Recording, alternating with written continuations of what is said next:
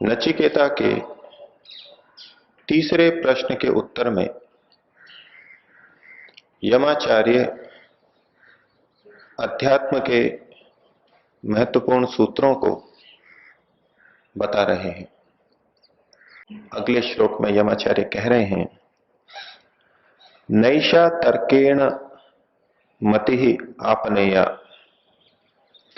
ये जो मति है, ये जो बुद्धि है, ये जो तुम्हारी समझ बनी है कि मैं यमाचार्य से ही आत्मा परमात्मा के बारे में जानूंगा, ये जो तुम्हारी मति है, संसार के भोगों को छोड़ करके उनकी अपेक्षा इस वर को ही मैं जानना चाहता हूं, इस वर को ही पाना चाहता हूं, ये जो तुम्हारी मति है, यह तर्केण न आपनेया, तर्क के द्वारा नहीं हटाई जा सकती।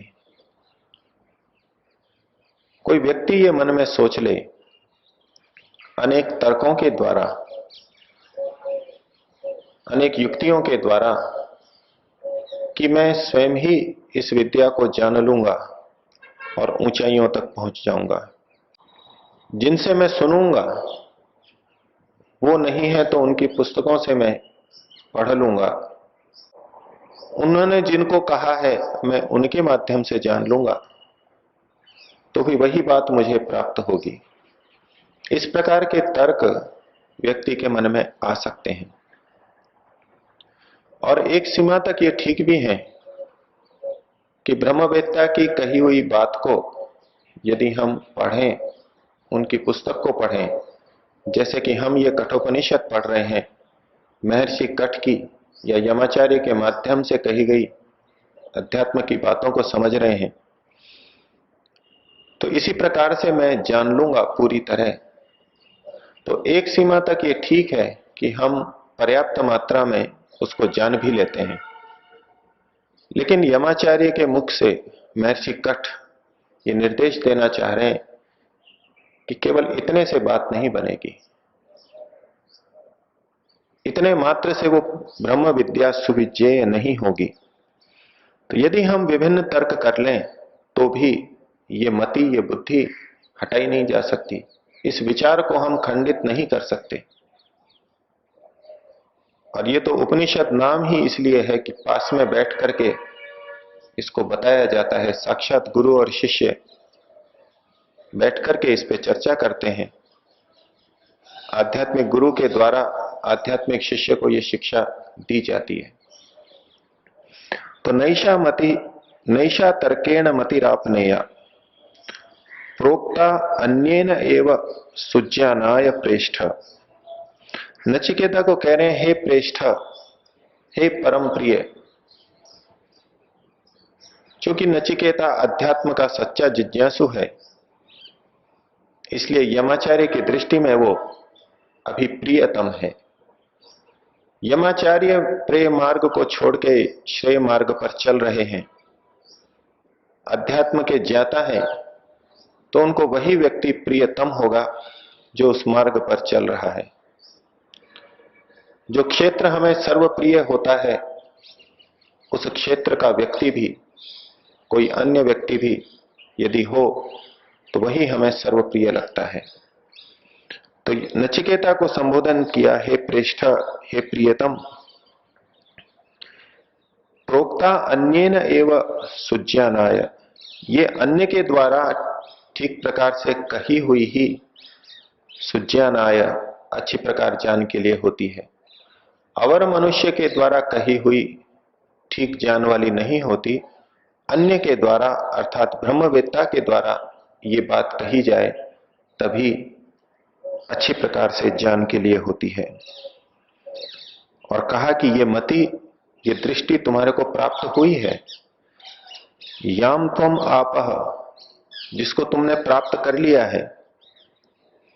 यमाचार्य नचिकेता को देख रहे हैं कि इसने बिल्कुल दृढ़ मति बना ली है कि मुझे तो यमाचार्य से यानी योग्य व्यक्ति से ही इस विद्या को जानना है, यमाचार्य से यदि कोई वर लेना है तो इस अध्यात्म विद्या को जानने का ही वर लेना है। अवर व्यक्ति के द्वारा ये विद्या पाई नहीं जा सकती, हर किसी से ये पाई नहीं जा सकती। ये विचार नचिकेता के मन में दृढ़ है और उसने प्राप्त कर लिया है। उसको कहा याम त्वम आपः, जिसको कि तुमने प्राप्त कर लिया है। और सत्य धृति बत असि, हे नचिकेता तू सत्य धृति वाला है, तेरा धैर्य बिल्कुल सत्य है। नचिकेता ने यमाचार्य से ये तीसरा वर मांग करके बहुत बड़े धैर्य का परिचय दिया है। अध्यात्म और धर्म की पहली सीढ़ी, सबसे प्रमुख तत्व, सबसे प्रमुख सीढ़ी धैर्य को माना गया है। मनु महाराज ने भी धर्म के 10 लक्षणों में धृति को सबसे पहले लिखा है। धृति क्षमा दमोस्तेयम।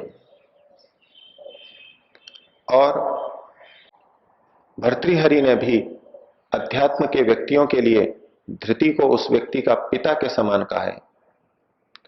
धैर्यम यस्य पिता क्षमा च जननी। योगी की, आध्यात्मिक व्यक्ति की उत्पत्ति ही तब होगी जब उसके अंदर धैर्य होगा और क्षमा होगी। आध्यात्म के जीवन के लिए धैर्य जैसे पिता के समान है, उत्पत्ति करने वाला है, और क्षमा जैसे माता के समान है, जन्म देने वाली है। तो नचिकेता को यमाचार्य कह रहे हैं कि तू सत्य धृति है, तूने ठीक ही धैर्य रखा है। नचिकेता भी सुख चाहता है, अनंत सुख चाहता है, और वो ये सुख सांसारिक उपभोगों को प्राप्त करके भी यमाचार्य के द्वारा दिए गए प्रलोभनों के माध्यम से भी कर सकता था। लेकिन इस संसार के तात्कालिक सुखों, उसी समय प्राप्त होने वाले सुखों को उसने छोड़ दिया और एक उस सुख के लिए प्रयासशील है जो उसको लंबे समय के बाद में मिलेगा। ये नचिकेता का धैर्य है। सुख वह भी चाहता है, लेकिन उसे इस बात का धैर्य है, वो जल्दबाजी में नहीं है कि आज ही मुझको ये सुख मिल जाए। बड़े धैर्य से यत्न साधना कर रहा है। इसकी तुलना हम उन 2 विद्यार्थियों से, बच्चों से कर सकते हैं।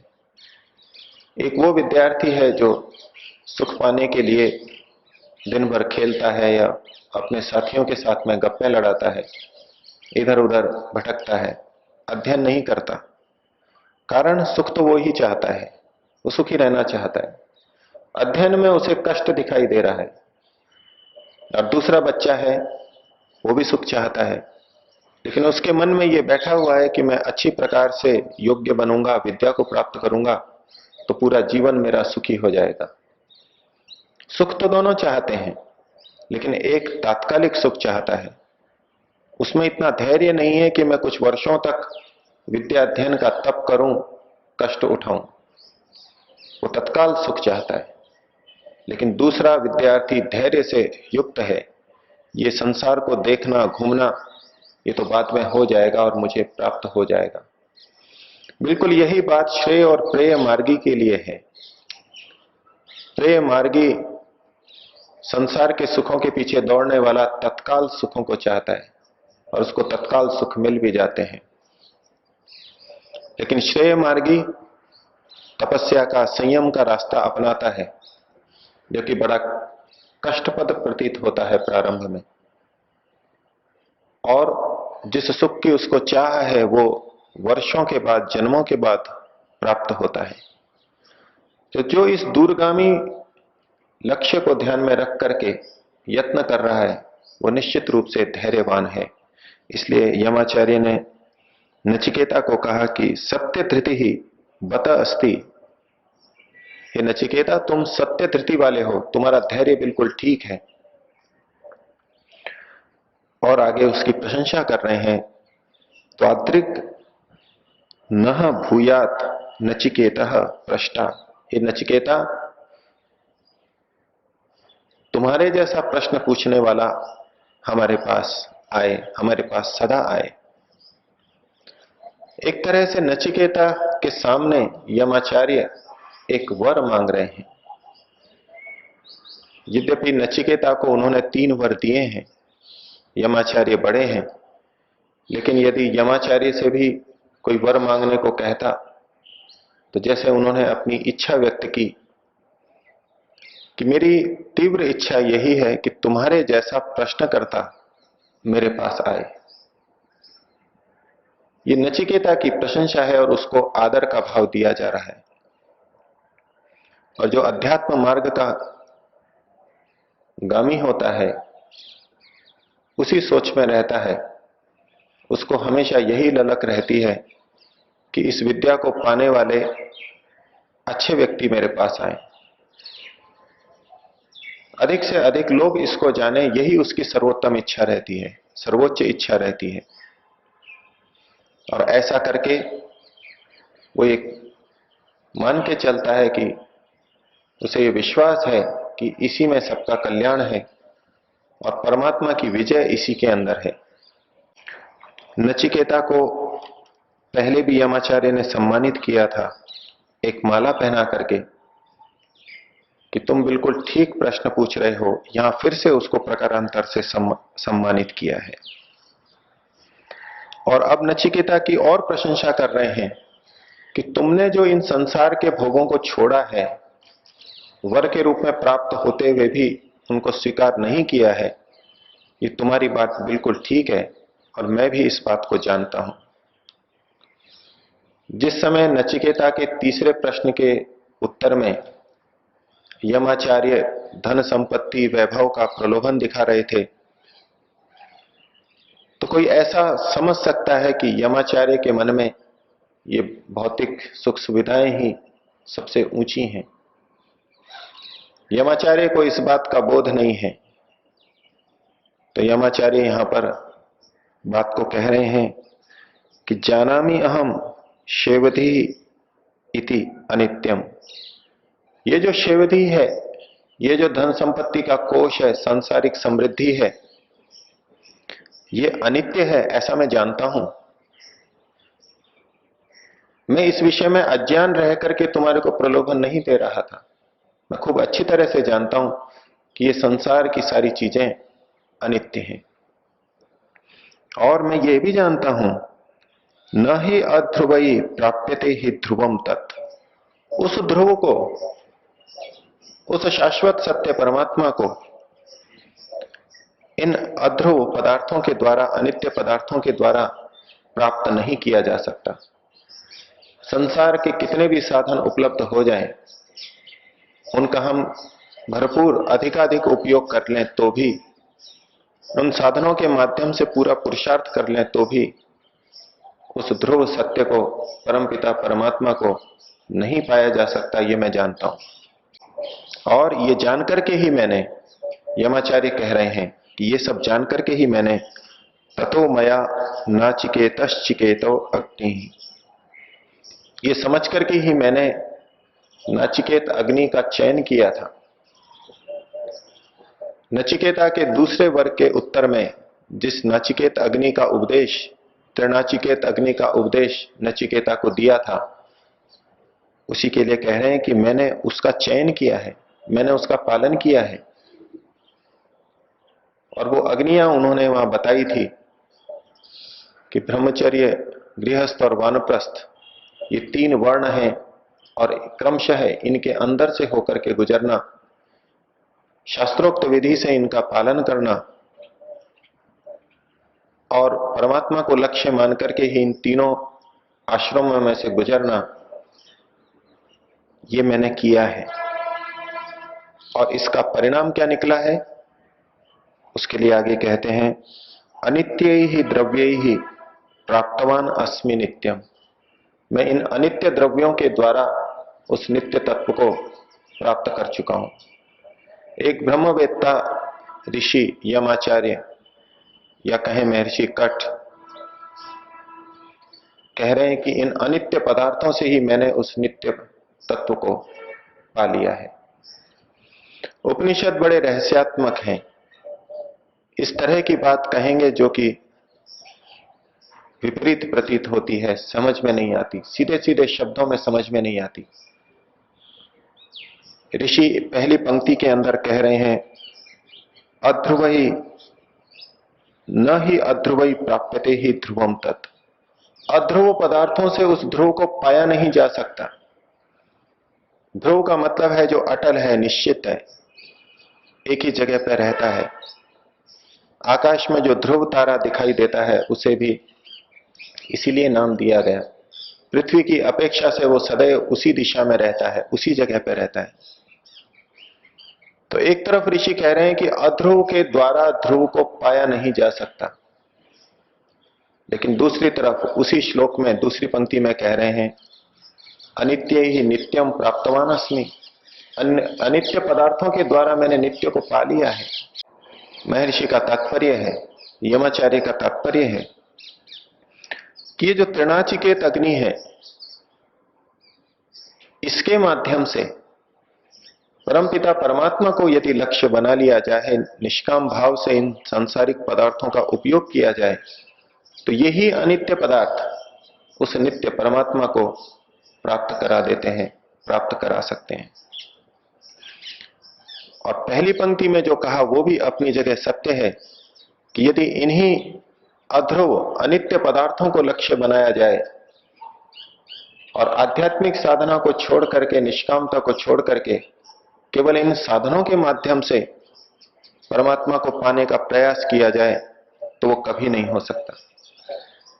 जिस प्रकार से धन से हम अनेक वस्तुओं को खरीद लेते हैं, अनेक व्यक्तियों को खरीद लेते हैं, उस प्रकार से परमात्मा को नहीं पाया जा सकता।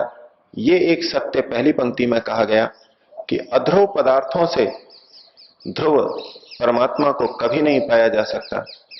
लेकिन दूसरा तथ्य भी सत्य है कि यदि निष्काम भाव हो, त्रिनाचिकेत अग्नि अंदर जल जाए, परमपिता परमात्मा की प्राप्ति का ही लक्ष्य हो, निष्काम भाव मन में हो, तो यही अनित्य पदार्थ हमें नित्य परमात्मा को प्राप्त करा देते हैं। जिस शरीर में हम रह रहे हैं, ये शरीर अनित्य है। जिस जल को हम पी रहे हैं, जिस अग्नि का हम सेवन कर रहे हैं, जिन 5 महाभूतों का हम सेवन कर रहे हैं, ये सब के सब अनित्य हैं। जिन परिजनों का, जिन अन्य सशरीर प्राणियों का, वस्तुओं का, पुस्तकों का हम उपयोग कर रहे हैं, ये सब के सब अनित्य हैं। लेकिन इनमें यह सामर्थ्य है कि वो नित्य परमात्मा तक हमें पहुंचा सकते हैं, उस रास्ते में हमको सहयोग दे सकते हैं। शर्त केवल हमारी है, अंतर केवल हमें अपने के अंदर करना है। वस्तुएं तो वही हैं। परमात्मा ने इस संसार को भोग और अपवर्ग दोनों के लिए पैदा किया है। भोगापवर्गार्थम दृश्यम। ये संसार के पदार्थ तो हमें भोग भी दे सकते हैं और मोक्ष भी दे सकते हैं। अंतर केवल हमें अपनी दृष्टि में करना है, अपने अंदर त्रिनाचिकेत अग्नि को जगाना है, अपने अंदर निष्काम भाव को पैदा करना है। और महर्षि यमाचार्य ने यहां पर अपने को यह स्पष्ट कहा कि मैंने उस परमात्मा को, उस नित्य तत्व को प्राप्त कर लिया है। अर्थात इस स्तर का उच्च व्यक्ति ये कह सकता है कि मैंने परमात्मा को, मोक्ष को प्राप्त किया। हम अपने जीवन के अंदर देखें